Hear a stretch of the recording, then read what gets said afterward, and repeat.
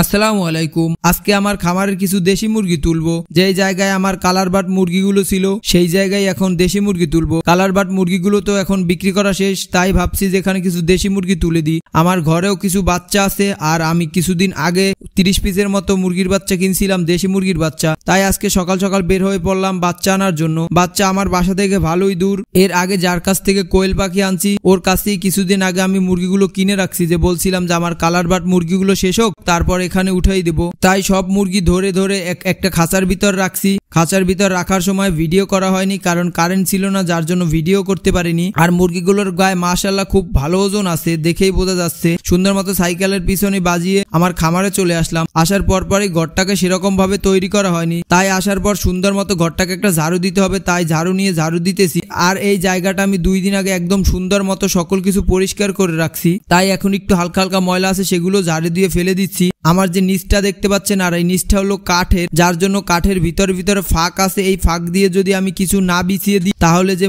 Litre আছে বা কাঠের গুঁড়া সেগুলো পড়ে যায়। তার জন্য আমি সুন্দর মতো আগেই একটা চট বানাই রাখছি, সেই চটটা সুন্দর মতো বিছিয়ে দিচ্ছি। দেখলাম যে আবার ওই পাশ থেকে আরো একটু ফাঁক আছে, তাই আরো একটা চট এনে একদম সুন্দর মতো বিছিয়ে দিচ্ছি। বিছিয়ে দেওয়ার পর এখন মুরগিগুলোকে ছাড়বো। যদিও ছাড়ার আগে যে লিটার আছে বা কাঠের গুঁড়া সেগুলো বিছিয়ে নিব। আমার বস্তায় আগেই আনা ছিল কাঠের গুঁড়া, সেগুলো বিছিয়ে দিচ্ছে এখন চারোপাশে। যদিও এখানে কাঠের গুঁড়াগুলো কম হয়ে গেছে, থাক এখন আপাতত যা আছে তাই দিয়ে চালাই দেই। পরবর্তীতে আরেক বস্তা লিটার এনে সুন্দর মতো দিয়ে দিব। লিটার সুন্দর মতো চারপাশে বিছানো হয়ে গেলে যে প্রথমের যে খাঁচার মুরগিটা আমি ছাড়ছি, এই মুরগিটা হলো আমার ঘরের মুরগি। এখানে 14 পিসের মতো মুরগি আছে, একটা একটা গুনে গুনে ছাড়ছি। যদিও আমার ঘরের মুরগির থেকে আমি কিনছি এইগুলো একটু বড় সাইজে, আর আমি যেইগুলো কিনছি ওইগুলোর বয়স প্রায় 33-34 দিন, আর আমার ঘরে যেগুলো আছে এগুলোর বয়স 25 দিন, তার জন্য একটু ছোট বড় আছে দেখি কিনা মুরগিগুলো ঠোকরা-ঠোকরি করে। দ্বিতীয় খাঁচার যে মুরগিগুলো দেখতে পাচ্ছেন এগুলো আমি কিনছি। এখানে আমি 30 পিস মুরগি কিনছিলাম 2100 টাকা দিয়ে, আর আমার প্রায় 900 টাকার খাদ্য খাইছে,